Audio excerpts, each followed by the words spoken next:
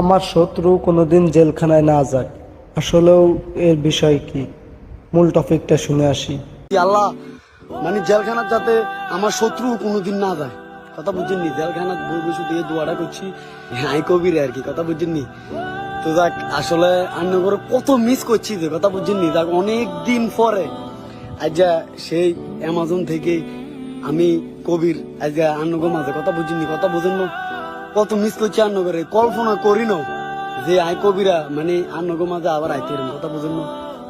মানে জেলখানা এমন একটা জিনিস, কথা বুঝছেন নি? যাই শুধু কেউ কইছে একটু মনোযোগ দিয়ে শুনবেন, যে আসলে জেলখানার বই মানে আমি কবির মানে শুধু দোয়া করছি আল্লাহর কাছে যে এডে আল্লাহ কোনোদিন আমার শত্রুও যাতে জেলও না আইয়ে, কথা বুঝছেন? শত্রুর আল্লাহ যাতে কোনোদিন জেলও না নেয়।